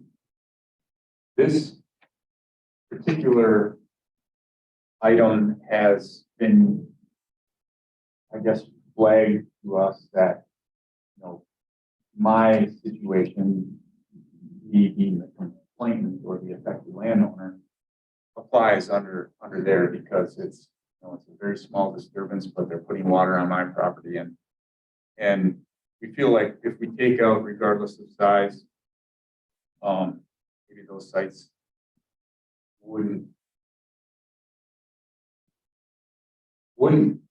potentially be covered under this, and they're more of a civil matter. We don't have a place. We're not dealing with those. We don't want to deal with those. Those are civil matters.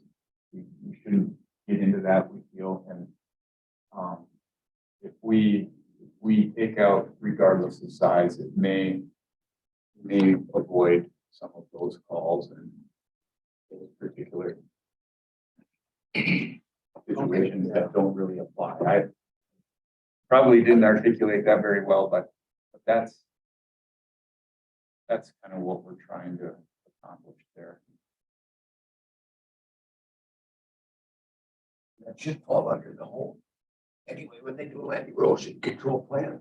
Yeah, Posted- building Most of the inspectors stuff, the building inspector should and fall under there. building permits and things like that have basic erosion control. The dwelling code, it should fall under that. And that's why those are exempt from this ordinance, and that's why we don't want to leave people with the perception that it might apply to this. We really can't do anything about it. Okay, is everybody good with page 9? Okay, I don't think we have too many more, so we're getting there. Under fees, page 11. There's one clarification that I'd like to make. We have fees and review fees shall be established by LWRD and approved by the county board. Original text was through the annual budget process. Well, our fees have been addressed by the committee earlier in the year. Beginning of the year. So we felt like it'd be more applicable if we just put annually and not. Unless the committee wants to leave that text and make a point to review all the fees at one time, annual budget process. But They're still gonna hit it anyway, so, right? I mean, Well, it is part of the budget process now. It was in it last night, It was in our budget so process. we didn't have to talk about it because it's already been approved. Yeah, so we had, was it approved in like March or April or I something think like we that? did, yeah. So we can leave the annually in because it's still part of the process. Yeah. Yeah, So I think it works all right. Yep. All right.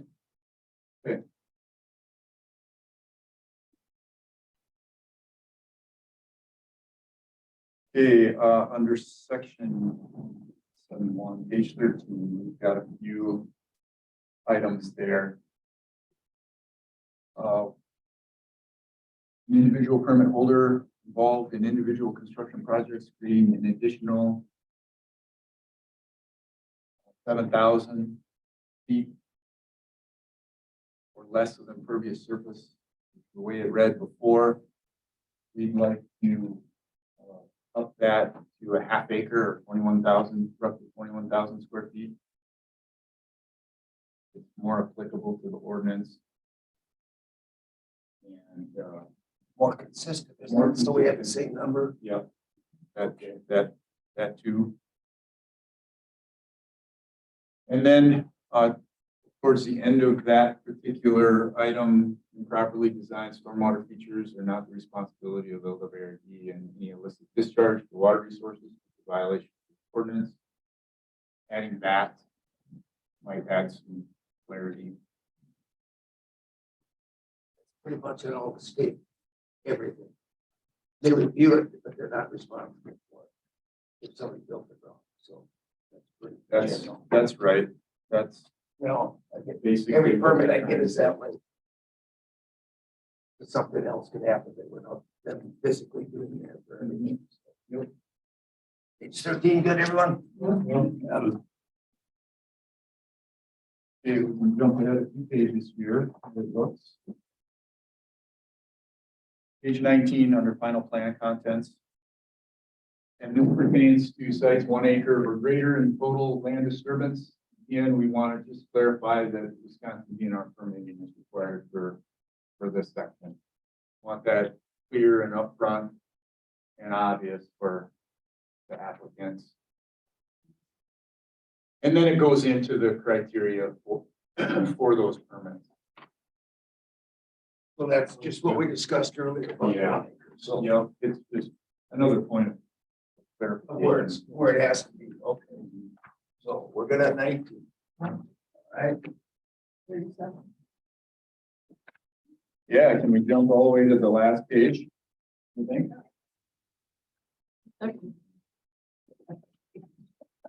so. Oh, not quite. Yeah, page 37. Again, this is just probably gonna be ESC director or designee under 7A. That's what we moved on that other one, so that'd be Yeah. consistent too.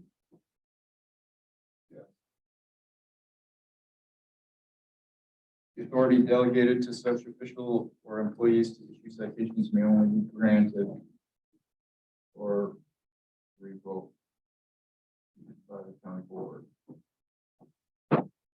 So here's some.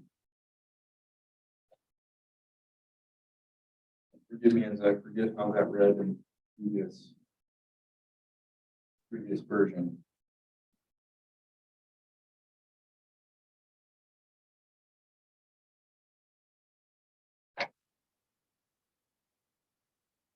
I didn't know if the county board can revoke that or not. Does that make sense? That we can revoke. Yeah, I'm having a little I can't trouble remember. remembering the thought process on this one. I apologize. It's like, shouldn't it be the director does that? And I don't think the board can. I don't Take it. I don't remember ever. Yeah. us ever doing. Maybe that. Maybe we should take that part out. Yeah, I think they can revoke the county board grant and revoke it, because we don't sit here and go through every employee. If that's all done through your first part with the land director or designee. And then. so maybe that. So this, I wish Malia was here because we've had some discussions about inspection warrants and well, not so much citation authority, but Yeah. she'll be back.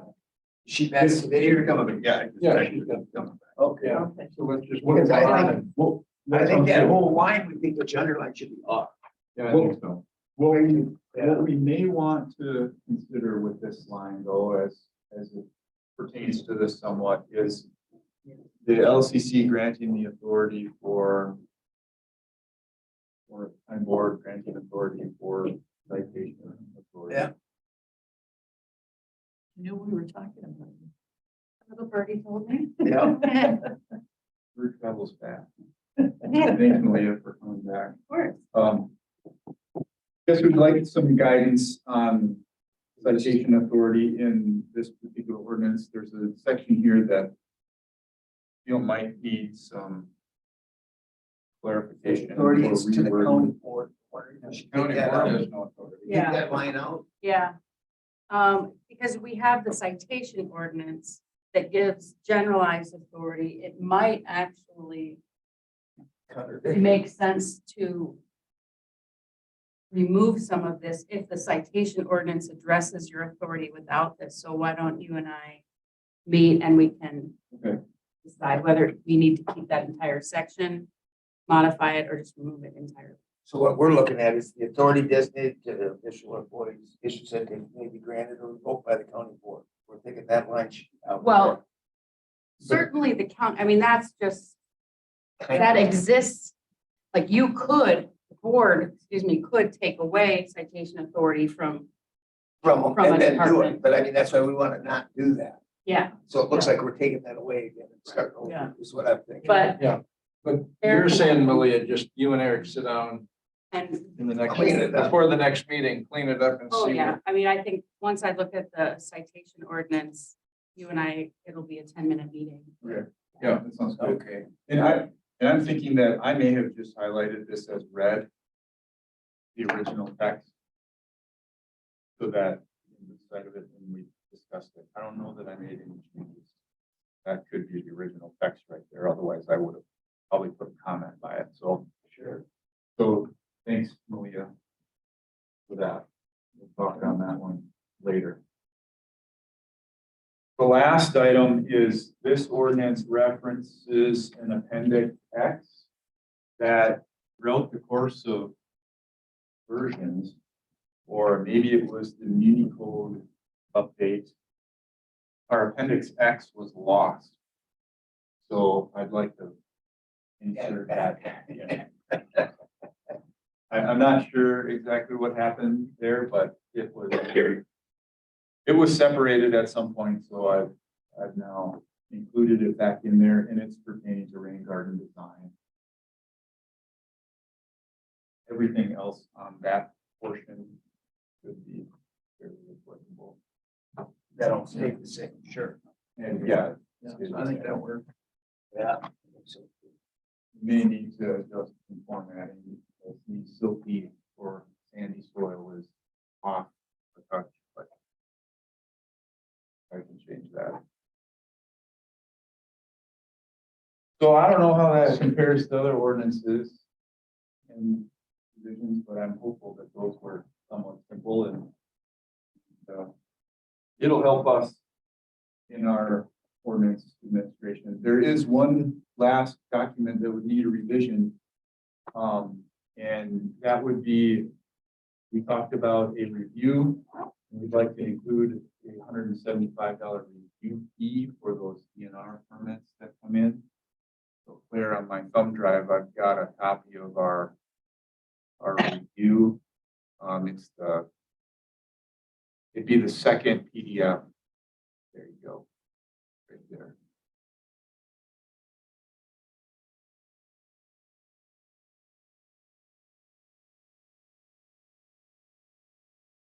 We didn't have a review fee in our fee schedule before.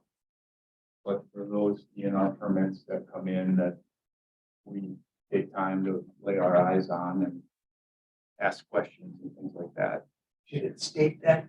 Should it have permit application review through DNR? Should have DNR there so we know what permit you're reviewing?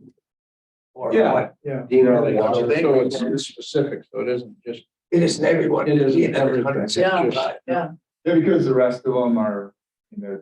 That's got the same what they are. Into the Yeah. fee itself, So so. it should probably have DNR. Okay, so that we know it. We propose that in May. Yeah, That's our timeline. Our timeline. Schedule, so we'll look at that. In May, Okay. You wanna- 2023. Postpone that to May. but do we want to update it so it's in the door? It would We're be a kind of technical- beyond that process already. Could it be a technical I one? think, I mean, A scrivener's error, we forgot to put it. the fee schedule is something that's a part of the budget process. Correct. And I don't, there's nothing prohibiting, and considering that November is the final budget decision, you could wait till May. Or we could add it and have it in there So- or the So how spring. many would we typically see? Yeah, that's what I was gonna mention is we will see some of these reviews between In the now and May. I might say need a six. I'm just guessing. So it's not a huge amount, but we could add that line. No, I guess, for consistency of administration of the ordinance, I prefer to have it in there, just for clarity, but it's completely up to I'd like to see process that, and in how there, you wanna. but have it say DNR on it. Certainly add DNR on there. Yeah. Oh, won't change the budget that much, will it?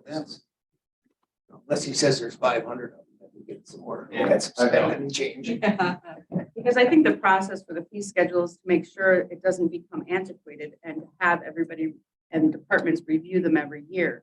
To keep up to keep for up. cost. Right, and so to stuff. make sure that you don't let it go, but I don't think it says, I don't think the intent was ever to say, this is the only time you can address a fee Right, we issue. can adjust the fee schedule realistically anytime. we Anything chose to. happens, yeah. Well, I mean, well, but I mean, something new like this is coming in.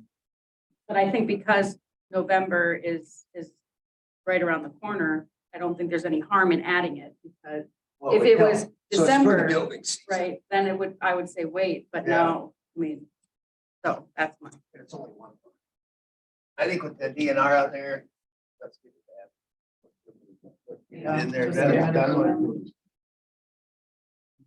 Yeah. There's gonna be some more. You were entering the ordinance season. So Right, I think after Well, but November, After that, then all our fees will go up right away in the spring and April. We might have to raise. Right, it. we already have those set for 2023, Yeah. but we might get more. These. But we'll pick a month to raise all the fees in. We do in May. April, tax day. that's what I'm saying, Bob, about if But it this comes is a after completely new one, November not. and you wait till May. But because we have time before November, and this is, it's not, there's no harm, but I would agree if it comes in December, January, February, March, May is the time to process the next budget. But I'm thinking it's a new one, not an existing that we're raising for lower. Right. So it's a brand new line that we missed, so that we should catch it as soon as possible. We have added new fees. Yeah. Last year, the year before. Yeah, a few that we haven't had. No, it's the existing one, but we've done that through the May process, into the budgets. This one's going in early. Okay. Throw it in there. That's done. We don't have to do it in May. 39. Well, this will help us operate through 2023. a little bit clearer. Sure. To the building season. Okay, that's it. Now, did I hear a copy of this? Just to go away. So then a clean copy of this one, then we bring it to which. We'll wait till December. Well, that's a good question. I mean, the reason we tackled the stormwater erosion control revisions, I'm gonna get a head start. Get a head start. Yeah, because wait till I get up and talk about next. The next list, Right, it's quite it's quite a list. it's quite a list. It's in your packet. Yeah, November 2nd, I believe, is the next meeting. There's a lot of zoning. And I'll talk about that later, but anyway. To answer your question. We thought we would draft the resolution. Post. Eric's revisions, particularly with his meeting with the Malia. Offer up. Final draft with the resolution on the 2nd of November. Sort of just move on. Get one with this through. Get one through, right. Yeah, okay. All right. Sounds good, then that one's moving forward. Now, So Malia will have to meet. There between. Yeah, I have time this afternoon or tomorrow. Yeah, we can do it this Sounds week. good. Yeah, we could do something on Teams this afternoon. That works. Thank you. Yeah. Thank you for your time. yeah, thanks. Thank you. That was good. So now. No, we haven't done the closed session, but I just see we have to, like, county, Yeah, what is? that's just for information on the short-term rentals and stuff that's in here for us. In our packet, Right after the exhibit X. right after the fees, we have, I don't know. This page, it's got short-term rentals and it's got limits on residential rent. We don't have that on our agenda, so we better be careful. Right, that's actually, part of my, I guess, agenda item number 11. Oh, okay. So that was, That's- just that kind of makes sense. continue that conversation. I'll talk more about that when we get to number 11. Okay, so number 10, do we need it? Is that the closed session? Yes. Yes. Oh, yeah. I mean, yes.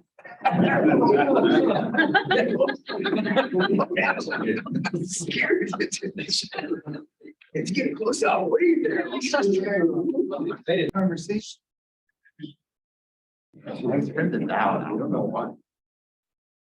I think every other speaker out. Yeah.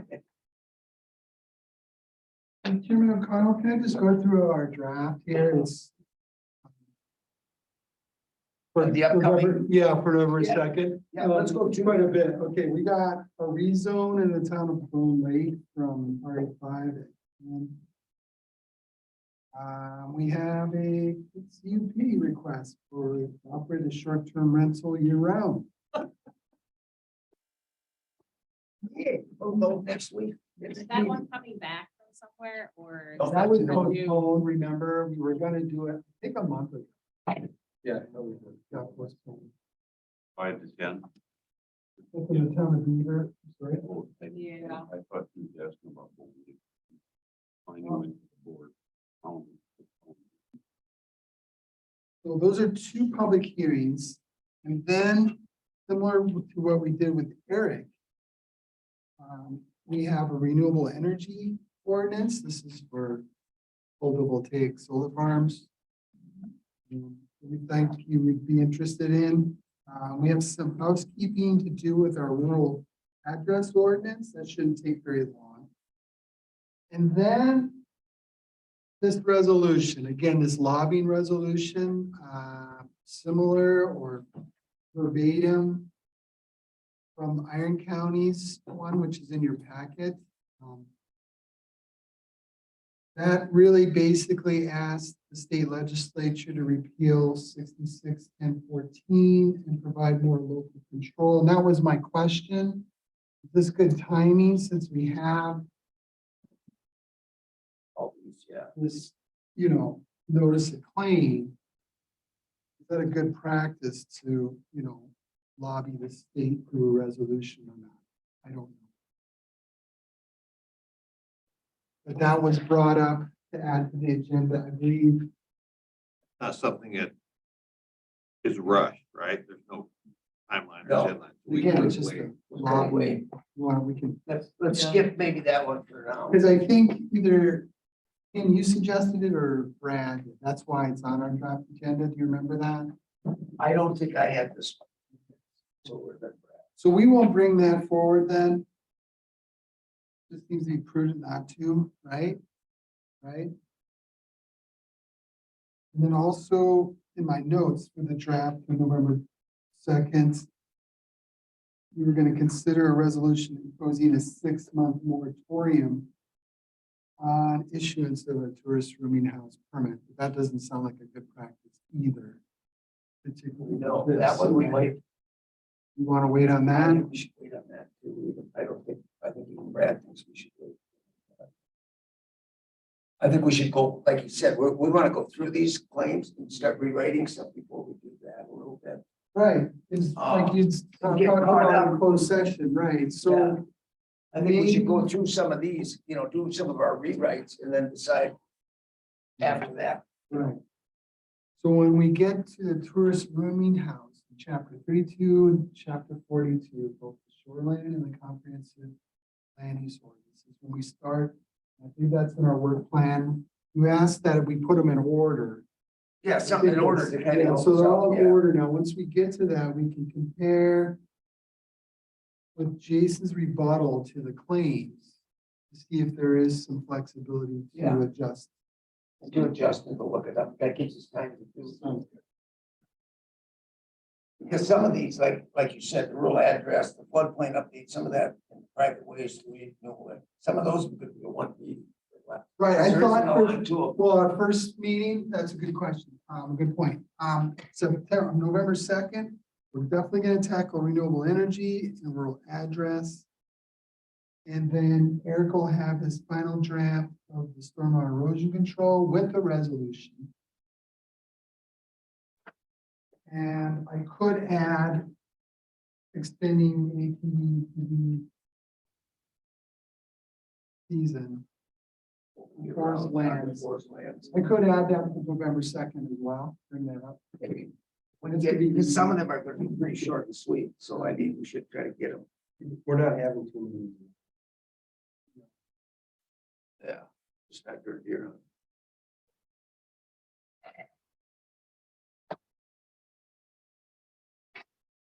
Does that make sense? Should I repeat it all? Again, looking at the work plan, we prioritize them, we put them in order which we could tackle. If you look at November, we got 2, we can add a third, extending the ATV UTV season in forest lands to the first meeting if you want.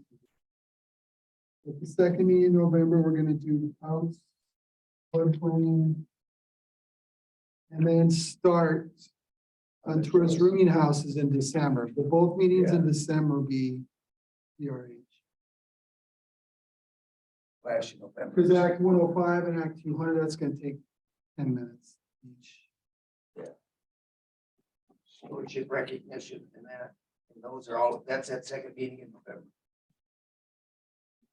Yeah, adult entertainment ordinance. Yeah, we'll do that in December or January. Or that's in November right now.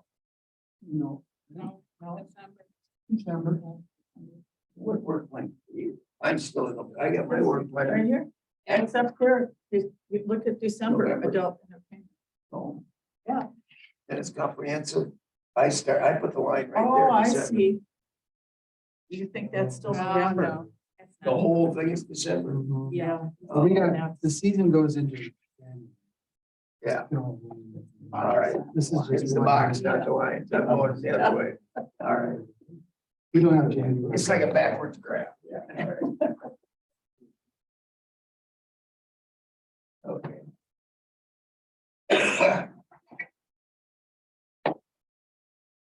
So again, the two public hearings, renewable energy ordinance, rural address. The big part, Jason, the update. Stormwater erosion control. It will be, you want to do UTVs? And forest lands in the first meeting in November or not? Let's get started. Yeah. I mean, with the new trail and stuff, let's get it started. We'll add that, and then update of comprehensive trail network. That'll be busy, huh? Yeah. Yeah, with no smoke breaks, so we'll see where we're going for. Yeah, that's.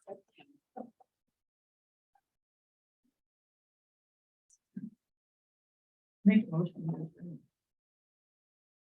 Do we have anything else? No, I think that's all right. Is there a second? Second. Second from Doug. All those in favor say aye. Aye. Opposed? We are adjourned.